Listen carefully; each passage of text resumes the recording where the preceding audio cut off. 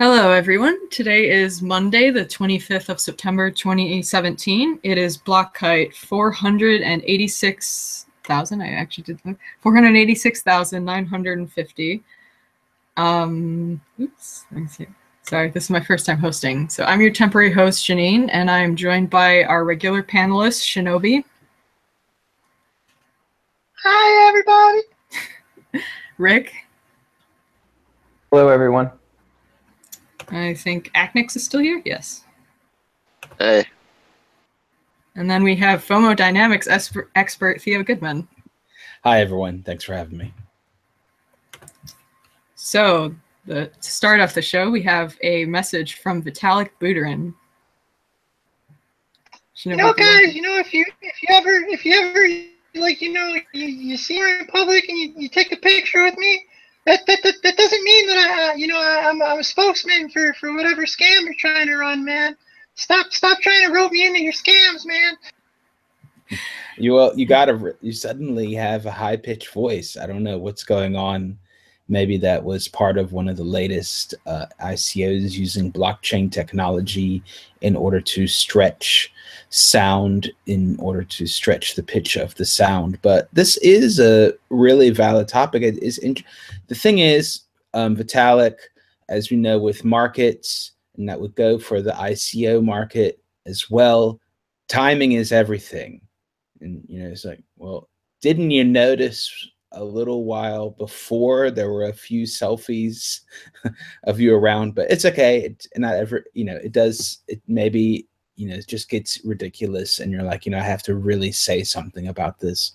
Officially, he did say something about it. Officially, I think that's good. I like that Proof-of-Selfie. That is a good, we have a new, new consensus algorithm, perhaps, Proof-of-Selfie going on. And it's true. And, that's just what people do nowadays. Nowadays, you take selfies with people. It's pretty common. And on the one hand, he should know it. And on the other hand, it's also like he said, don't knock these guys too hard. They didn't really know what they were doing. And then the comments on that Twitter thing are interesting because some of them said, like, of course they know exactly what they're doing. It's probably like when it happens, they don't know, but then later they're like, hey guys, we've got a picture with Vitalik. Let's put it on the medium now, and that's probably how it works out. It's probably not that. It could be that he gets seeked out at conferences to do a crypto paparazzi drive-by selfie. It's possible, but I think that it's more, just real normal thing to do now. And maybe for someone like him, it's if you've ever been to any sports event, or if you like a band or something, that's how it is now. They used to go sign autographs. Nobody cares about that now. They just have the phone and they're like, okay, here you go. You know what I mean? They're not signing anymore. You're just doing this. And they just go step by step through the line. Maybe it's like that for him at some of these places. And then, it can be misused.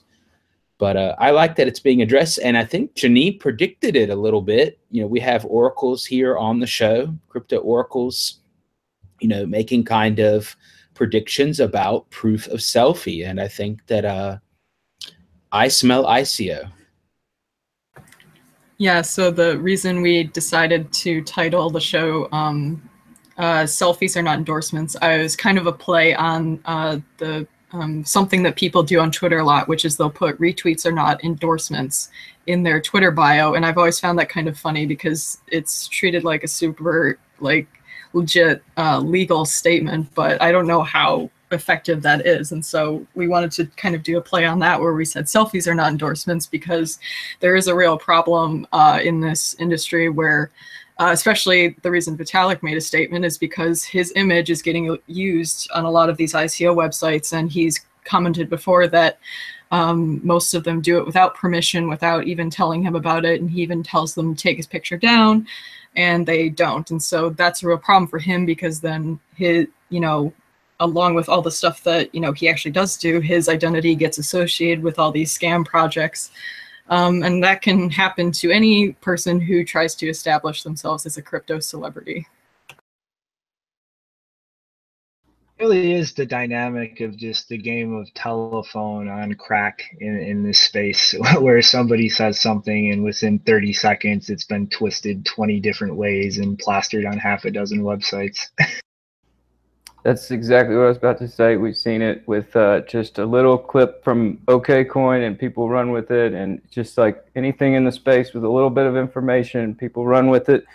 And, you know, usually we do have to wait a little while to see how it actually turns out. But a picture with Vitalik, that's a pretty good white paper, I guess.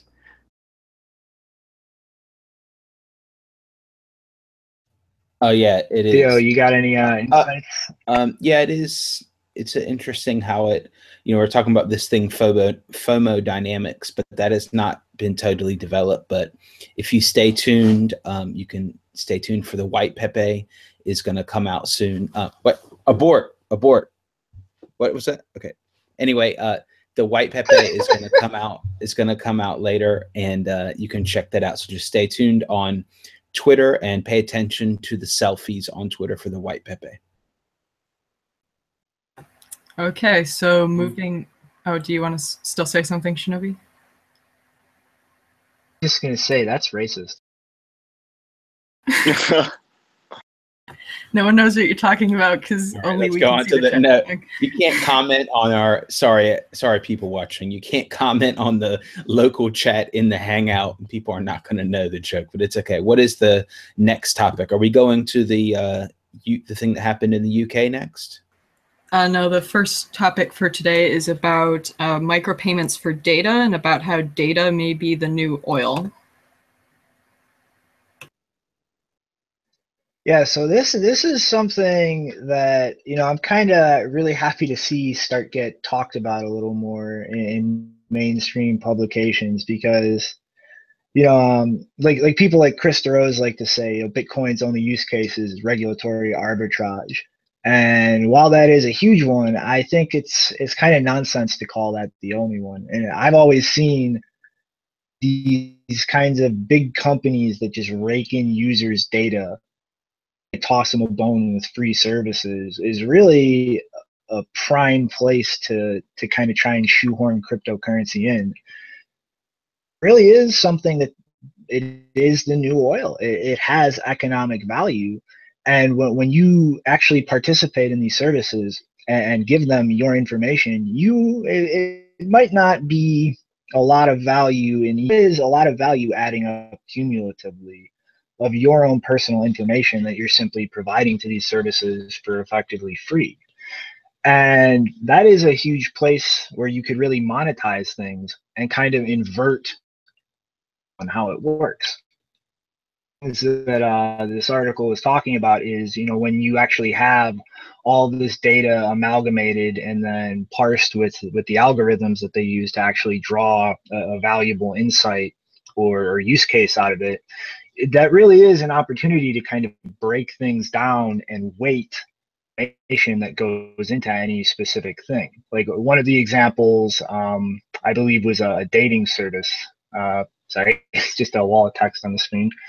But when you have like all of the information provided by individual couples that end up pairing up, and then have the patterns kind of pulled out of that and used to match up another couple, you really can break down what individual's information is going into that algorithm to arrive at that decision. And it's already effectively weighted in the way through that data. So it really isn't that far of a leap to look at that data weighting and how much your individual information went into any individual process and compensate you for that. This is a kind of an undersold but very huge potential market for cryptocurrencies going forward, because monetizing data is really exploding all over the place. And it's not only, it's kind of a way to invert that business model, but going forward with the way that job markets are developing in most Western countries nowadays, that could potentially turn into a very big passive revenue source for people who might otherwise be incapable finding employment elsewhere. And on top of that, the last little is, if you really saw all of these big companies move to a model like this and start compensating the users who were providing their information, that's a pretty big network of people to try and bootstrap an actual cohesed and far-reaching network for a micropayments network. Like the liquidity and the reach of that could really be a nice backbone for other utilizations of micropayments to kind of piggyback on and have a very far-reaching spread of network effect as far as the people that could interact with each other. And it's a really promising thing going forward, I think. Yeah, the thing that's always concerned me about the phrase that data is the new oil is that when we think of oil, obviously, as I understand it, oil is the product of like decomposed plants and animals from like hundreds, millions of years ago. And so it's, you know, it's made of things that are long dead and gone, whereas data is something that, you know, I mean, most of it hasn't even been around for more than, you know, a few decades at most. But the most valuable data is obviously the real-time data. And all of this data is coming from living human beings. And it's the, you know, the history of their daily lives. And so I think we always have to be careful to remember that, you know, even though it's a resource produced by living people, and the, you know, how we use it will affect them. I mean, like when you really look at like the kind of basic trope of like monetizing things in a kind of like recursive inward way, it always seems to go to that dystopian place in like people's mind as far as just sci-fi stereotypes, like people having to pay for their air, or like having to pay somebody for their time. And I think this is an instance where it really kind of flips that assumption on its head. And it's a really positive way that you could really monetize very small scale things in a way that benefits the people, as opposed to just kind of screwing them over, the dystopian wolves, as you would have. Yeah, and you know, I think one of the biggest problems with all this data is that they really have a hard time securing it up and locking it down. So, I mean, like it's really just a big liability for us who use these services. And then next thing you know, our data is out there somewhere. I mean, it really would be great if while we're searching the internet, you know, or that data is somehow paying us a little bit, and it could certainly be used in, like you're saying, if a lot of the jobs go a way of automation and some people need some source of income, maybe that, you know, helping these computers learn where we're searching, you know, with this data, they could actually get a little bit of income that way. And another thing is, I just hope that it could knock out advertisements. It seems like advertising is just such a terrible way to, you know, get a point across. Everybody skips the ads or scrolls past it or use ad blocker. It's just a horrible way for that sort of revenue to come in. I just feel like there's more effective ways for it to be done, and hopefully this will start leading that direction. Yeah, you could do just voluntary tracking. Just put your data on an order book. Hi, I'm a male. This is my age, and I'm willing to let you track everything I do for this price. And you just send me micropayments, I don't know, every heartbeat or every hour or whatever. You know, you could set it up depending on that, and people just can, you know, bid on selling their own data. And, you know, then that's a more transparent way to do it than, you know, the ad market, what we have now, where essentially that's what you're doing. It's just all hidden through different barriers. And actually we're selling ourselves way too cheap. And there's a lot more middlemen to that whole game. But in the end, that's pretty much what you're doing. You just don't realize it. So it could be that. And I don't know. I just think there's still a lot of questions on, yeah, all the data could be used. Yeah, but how do you know the data is good? How do we grade the data? That kind of stuff. Those are all a lot of complicated questions that still need to be answered whenever we talk about all this decentralized data stuff. Oh, we just give the data. Yeah, but what if I I don't know, you say, okay, I'll sell you, sign up, I'll sell you my data. And I just like put a little thing to like, you know, has my heartbeat, but it's not really my heartbeat, but it gives good data and they keep wanting to buy it because I'm a healthy male, age so-and-so, you know what I mean? They keep wanting to buy that. So, you know, the game just continues, you know, ad blocker. Okay. And then the next step, then I just do my heart murmur addition, you know, and I've got like, you know, bots on my phone that say I walk all over the place, because as soon as that happens, and the health insurance is going to want to get the data too, or they're going to want to get it through whatever means possible, or, you know, weird ways that, I mean, they already do, but, you know, it's going to go into next levels like that, everyone. So then you're going to have to let, you know, fake your data instead of ad blocking. Then you're just going to, you know, make bad data that looks good to other people, that kind of, so it's going to open up a lot more things. That's probably just the way it's going to go regardless. We just don't know if we're 5, 10, 15, or 20 years ahead and all this kind of stuff. Yeah, speaking of adding noise to the signal, there actually is a really cool ad blocker called Ad Nauseam. And the reason why it's cool is because it not only blocks ads, but it also clicks them at the same time. So it clicks all the ads on the page, but it doesn't you won't see them and you don't get any of the nasty malware that might come along.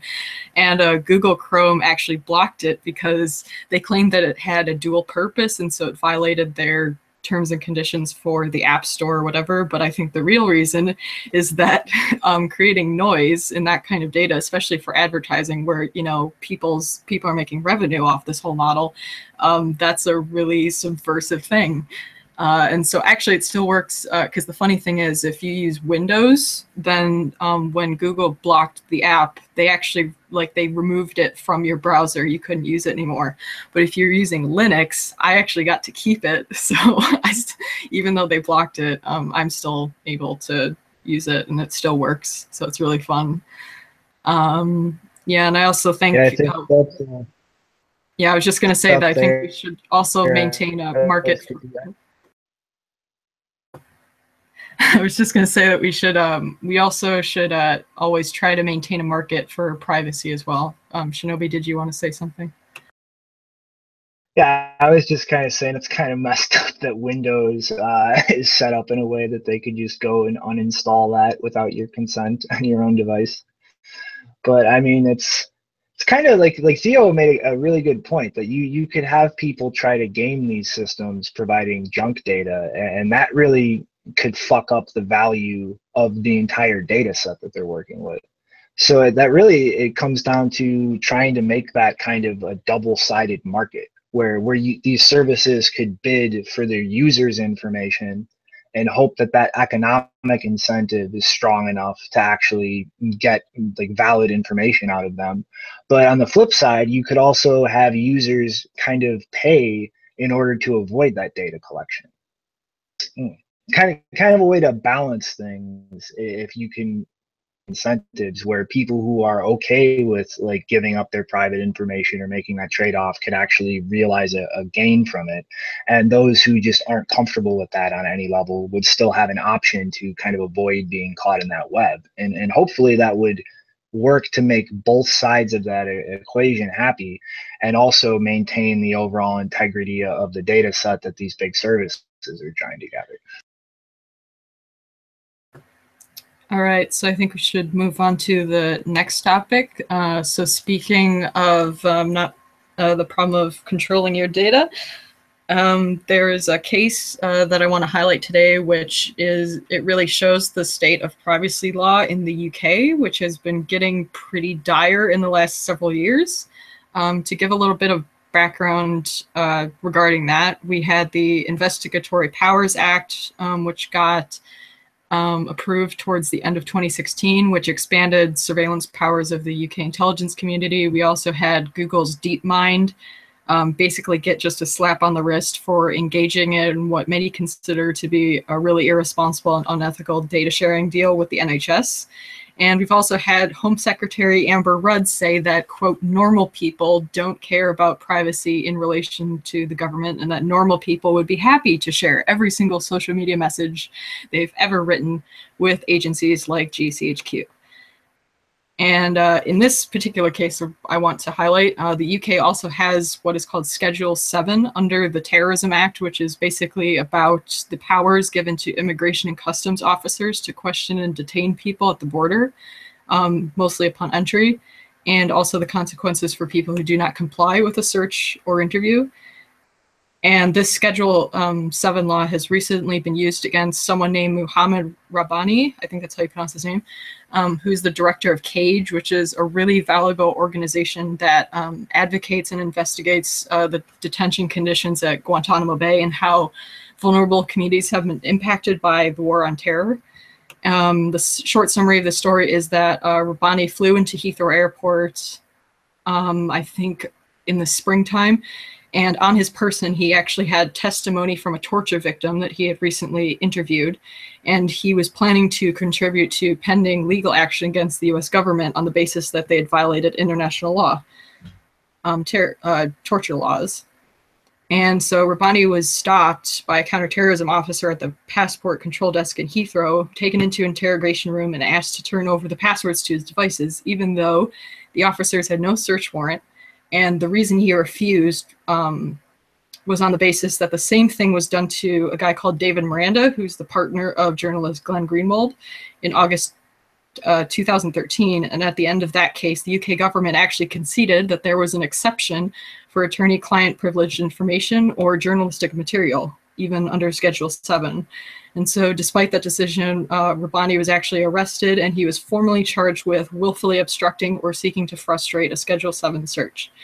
And so today the trial took place and he pled not guilty at Westminster Court, but unfortunately he lost. There was a large crowd of supporters outside when he left the courthouse, and he's also planning to appeal the decision. And so I find it absolutely frightening that a so-called, free country, as the UK claims to be, would treat a human rights defender like this. But to be honest, I'm not actually surprised. Yeah, it's disturbing to see, but carrying information about potential torture victims from the Western, land, I think that, that's a good reason why they were a little freaked out by him. But it certainly just shows that, they're willing to do that whole, go any means necessary for security. They don't care about your real, rights as a individual, as long as it's going to keep the doors quiet on stuff they want to keep quiet, they don't mind just, making these guys go away. I mean, I think this really is just part of a larger precedent that a lot of governments around the world are trying to set. And I mean, not to get too tinfoily or speculative, but I mean, this really does go all the way back to 9/11.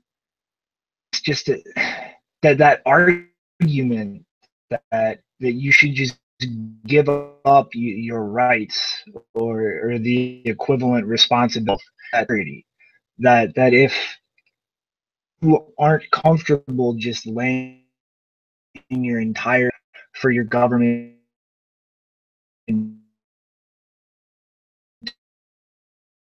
to sift through for anything they find acceptable or once thinking, then that itself makes you a son. It's really a interpretation of what the hell a government is there for. Especially in the Western world, established these governments to protect our right, protect our ability to engage freely with us.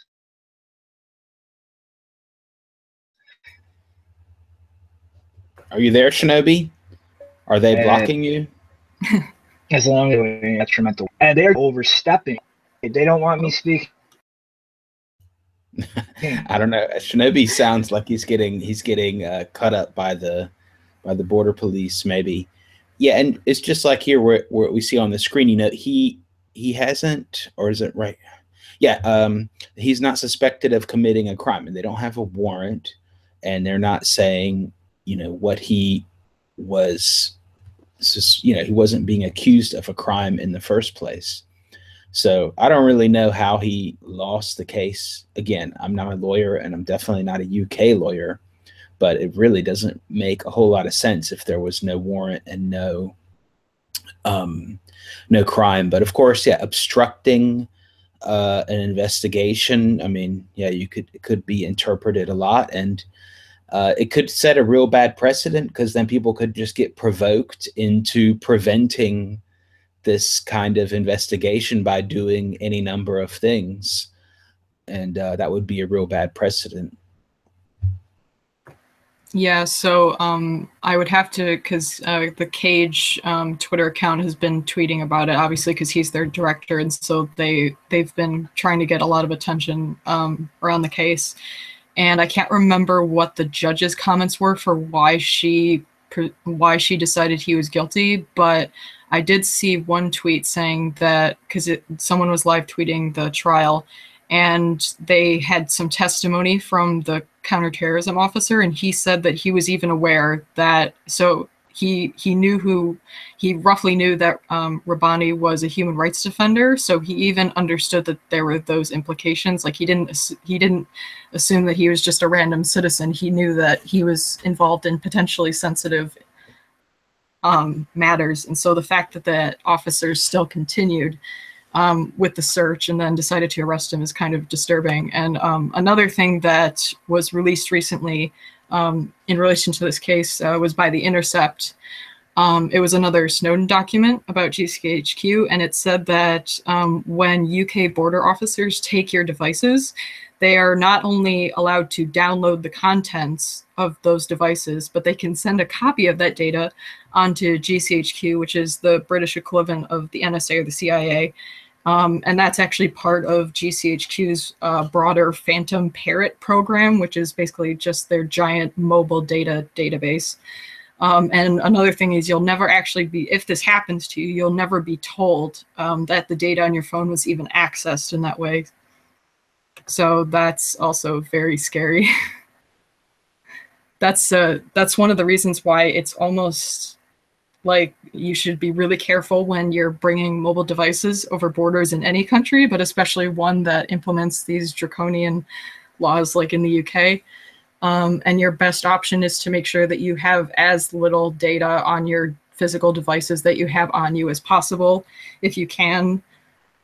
But also, you know, don't. I mean, I'm not gonna give legal advice about what you should do, but definitely try to keep as little data as possible, because then you don't have, even if you do decide to surrender your device, then they won't get a lot from you. Yeah, you know, I was just gonna make that, you know, final comment on this story, I guess, about like this subject, as far as like what this guy was carrying and why they went after him. It's like something so sensitive to these guys that they really just, it is scary the way how audacious they are about just arresting people, taking all their devices, and they don't care if it gets out. They don't care if, you know, there's people standing outside the courtroom with picket signs. They're just it's a really sensitive topic, and I'm not surprised by the judge's ruling. You know, there's NDAs all around with that stuff. So anything that got said to somebody else that was recorded, I could see that being thrown out. Like it's just a very sensitive subject. Yeah, and the really scary thing is that David Miranda, who I mentioned, who was also arrested under this Schedule 7 law, he actually came back to the UK recently for the first time in 4 years, I think 4 years. And he was actually on a panel discussion with Glenn Greenwald about surveillance and privacy and all that stuff. And when they started off the panel discussion, he was talking about how stressful it was for him to even be in the UK, because he was, you know, he was still haunted by how he had been treated 4 years ago. So I hope that they remember that precedent that was set with his case, where they decided that, you know, journalists should be allowed to have confidential information, especially lawyers should be allowed to have confidential information that they shouldn't be forced to share. So I hope that their decision gets overturned. And if you want to hear more about the case, you can go to www.passwithprivacy.com, because that's the website that's been set up for the trial. And so our last topic, I think, is just going to be the fundraiser for Luke, because I think, as most of us are aware, there's been some really terrible hurricanes going on in the southern United States. And also, yeah, so Tour de Meester set up a fundraiser for Luke, who is a Bitcoin core dev. And I don't know how much it's raised. I don't know if this is recent. Does anyone else want to talk about this? Met their initial goal of 5 Bitcoin, and Tour is pretty much trying to push this a little farther now to maybe try and fix Luke's internet situation locally. So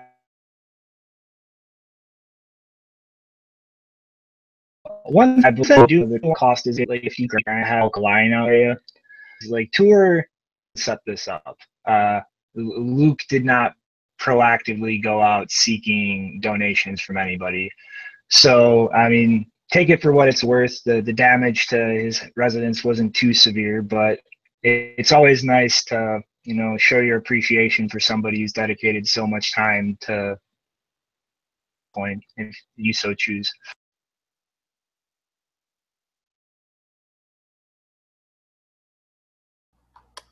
Yeah, I know that Luke has really helped out in the space. He's been around for a long time, and I know that there's been some comments back and forth, but he's done a lot for the community, and if you can help out, please do. Okay, if no one else, if anyone wants to bring up another topic quickly before we end the show, or is everyone done? We're good. I think I'm good. Thanks a lot for everyone for watching. Make sure to give us a like and a thumbs up. No, I'm just joking. Yeah, of course, do that. But yeah, only if you want to, right? Only if you want to. That's the thing. And yeah, yeah, volunteer. Put your comments below about all this stuff about this this guy and the data. That's pretty crazy. And let us know. Are you a victim of Proof-of-Selfie yourself? You know, let's document this. Yeah, don't fall victim to Proof-of-Selfie. Okay, I think we're gonna close up now. We hope you all have a good day, and thanks for watching.